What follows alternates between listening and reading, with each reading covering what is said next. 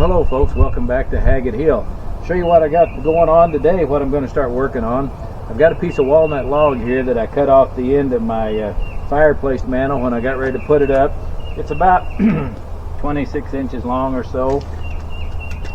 I'll give you the exact dimensions here in a minute.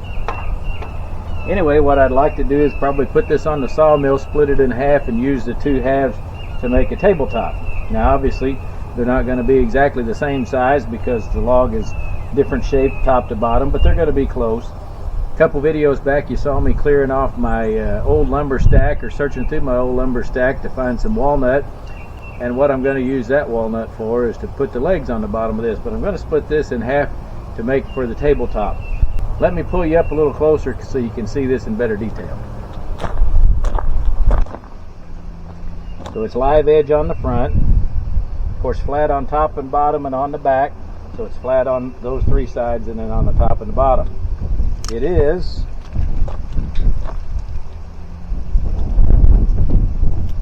just shy of 6 inches thick, so if I split it in two, probably going to be just about right for the tabletop height, the tabletop thickness.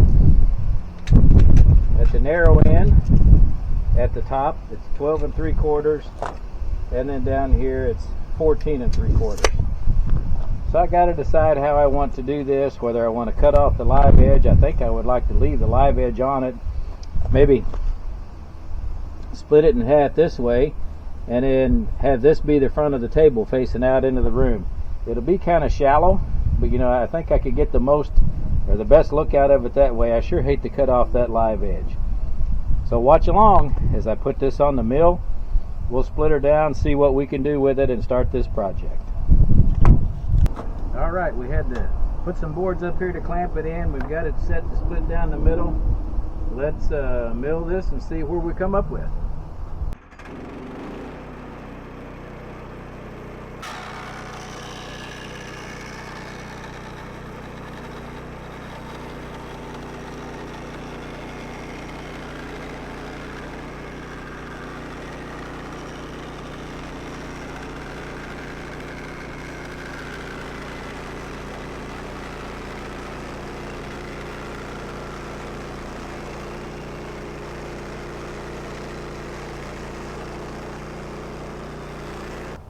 Well, okay, we got it split that way. We'll turn it up, then we'll cut the live edge off.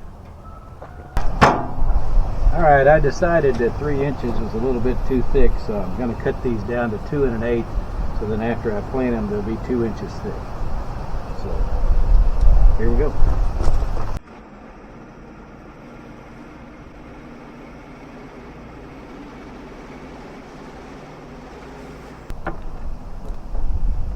That's a little better, don't you think?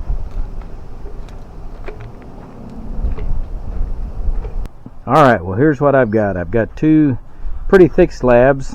I should be able to mill out some about 2 inch, 2 1/4, 2 1/2 inch squares out of those that I can make legs out of. We'll just slice them up and see. They're split pretty bad. We'll see. So let's get them on the mill, see what we can do with them.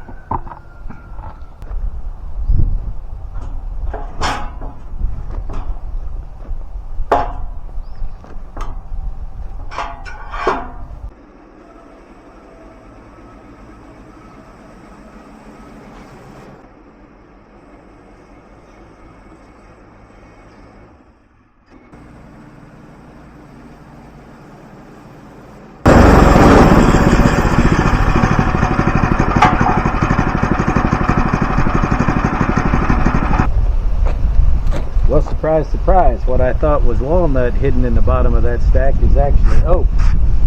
We'll go ahead and build them up in the squares because we'll use it for something else. Maybe. We may end up having to use it for the table because I may not have any walnut. Let me get this flipped over and I'll finish milling this up off camera. Well, alright folks, it's the next day. You get surprised once in a while. What I thought was walnut slabs that I had in that stack that I dug out turned out to be oak. So we'll work with what we got. I've cut them down to about 2 1/8 on the sawmill a square. I'm going to run them through the planer and get them down to about 2 inches, and I think that'll be just fine to use. So watch along as I get ready to plane this out.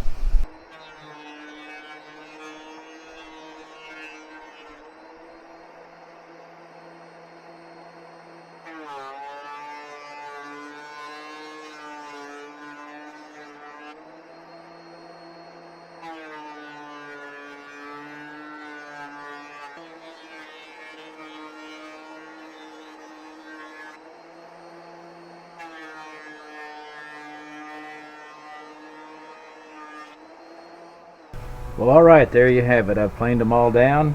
They're 2 inches square, and I'll cut them off. I don't know if I'm going to make the legs 18 inches or 20 inches yet. We'll just see.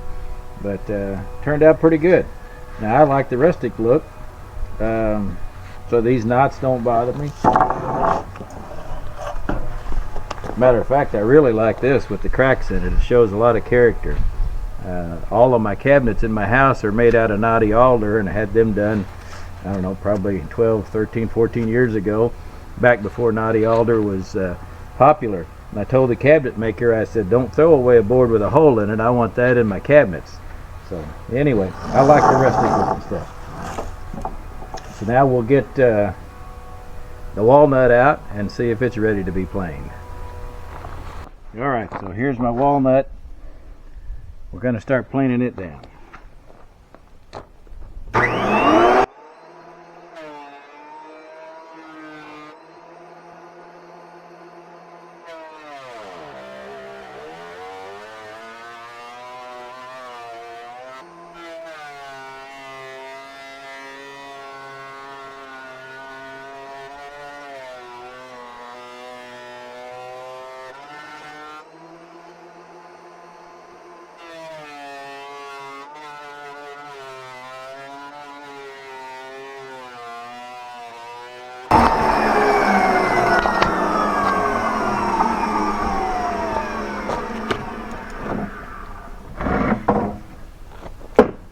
Well, that looks pretty good. This old planer's had a lot of board feet ran through it.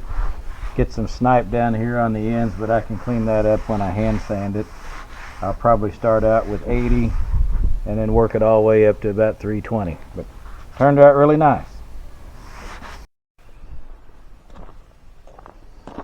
Okay, got my table legs squared up on one edge. And I clamped 3 of them together so I can have the exact right measurement. So they'll all be cut the same.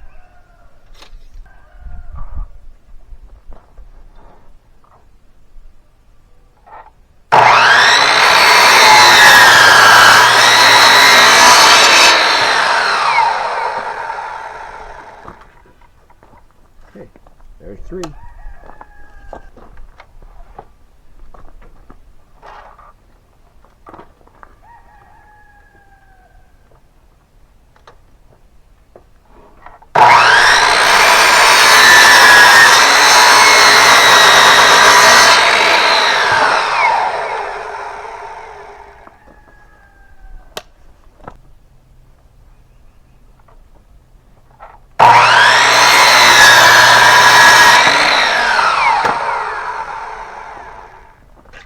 And there's my 8.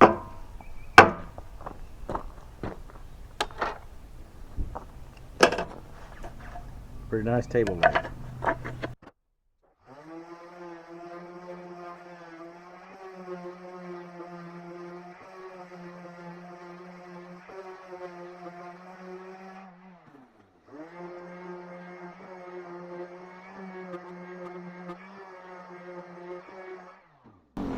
There's a quick sanding on the legs.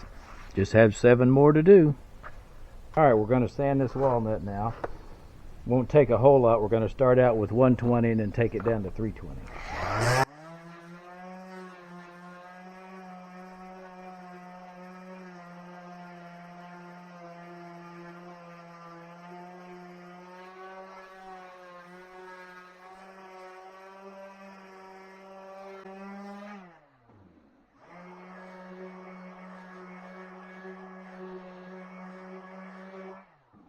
Alright, so that looks pretty good.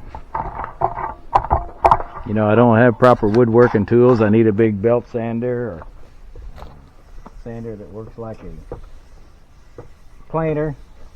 But this is pretty good for what tools I have. You know, use what you got. Now off camera, I'll sand the sides. I hit the bottom just a little bit. And then we'll start putting these things together before long. All the holes are drilled. Let's give it a test fit.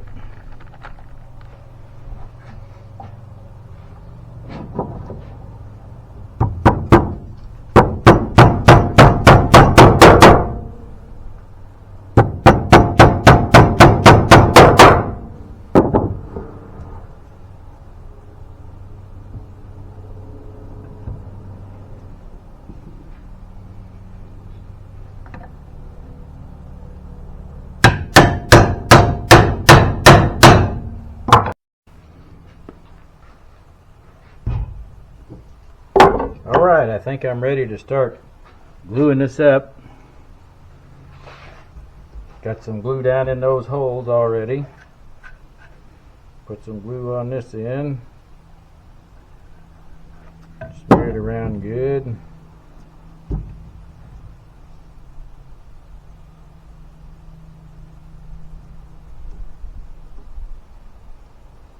We'll sand off all the excess later.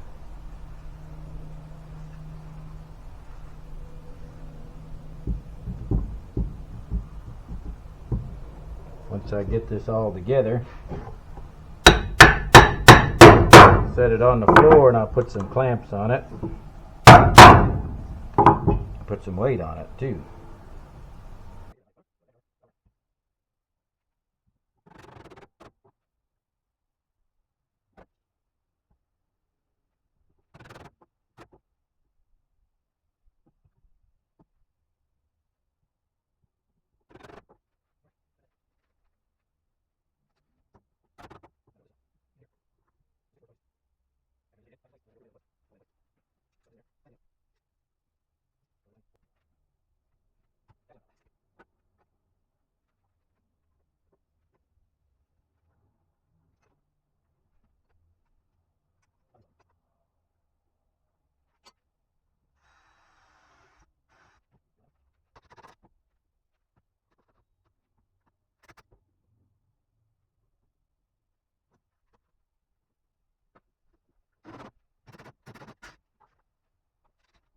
Now we're going to put it in there and see how it fits.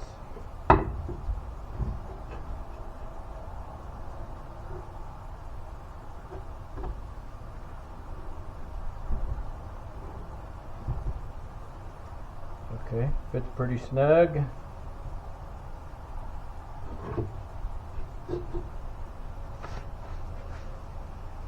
We'll see how square the legs look this way. Good, good, good, good.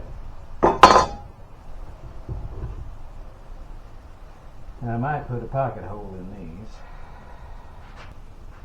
I've got my pocket holes drilled.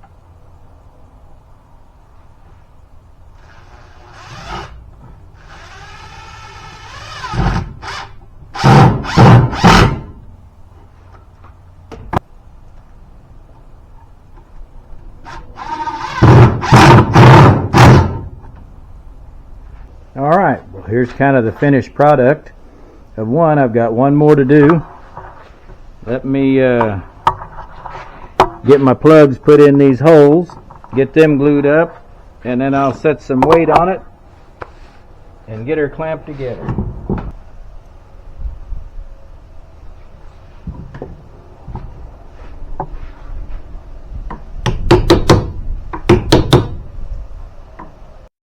Alright, we're back at the project today. I just finished gluing up the second table, and of course it went together a lot easier than the first one. They always do.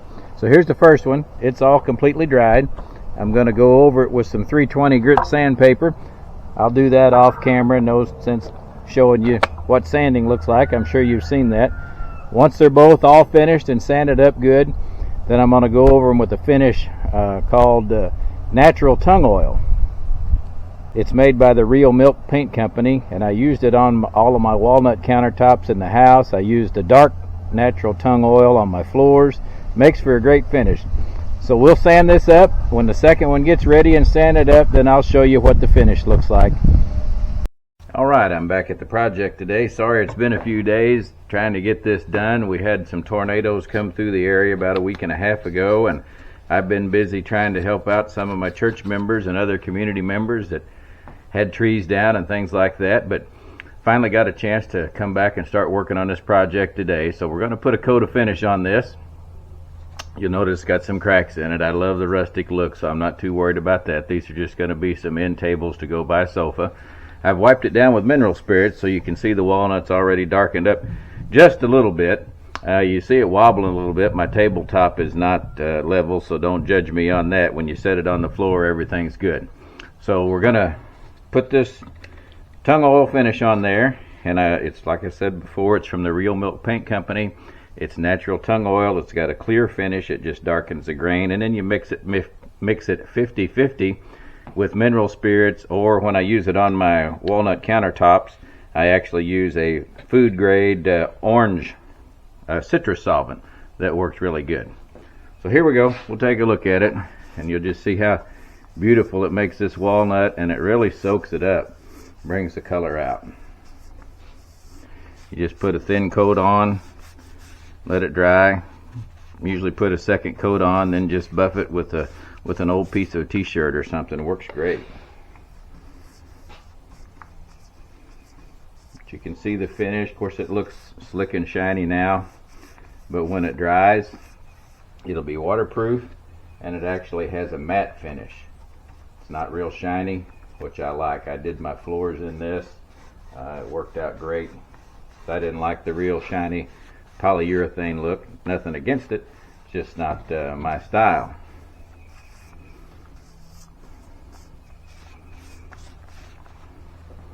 This will give you an idea of how the walnut will look.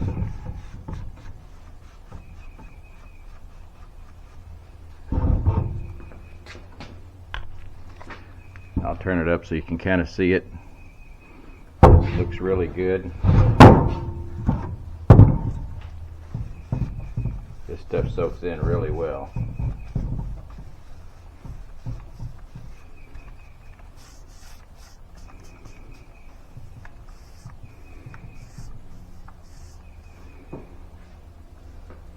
So that's the walnut. Now we'll do a little bit on the oak.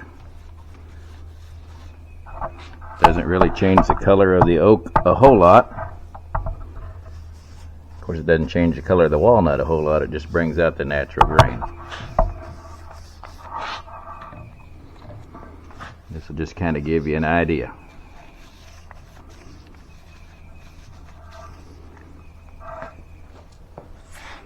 All right, so you kind of get an idea. When it's done, I'll come back and I'll show you the finished product on both of them. Here's the finished product.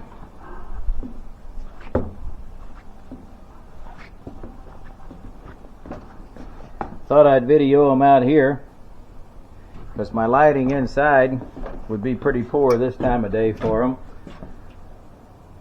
But what do you think?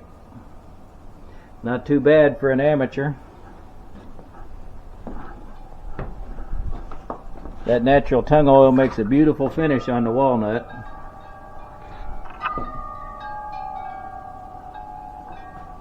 Still needs to soak in a little bit more. There's the oak and walnut bottoms.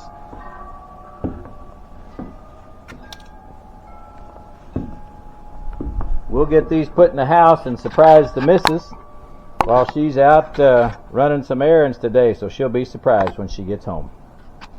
Well, thanks for stopping by and helping out with another project here on Haggett Hill. Sorry my content's been a little slow coming out lately. Been pretty busy with the tornado and different things going on, and doggone it, now I understand why retired people say that they're busier than they ever were when they were working. I don't know how that happens, but it sure does. But thanks again for stopping along and watching. God bless each and every one of you, and come back and visit us again here on Haggett Hill.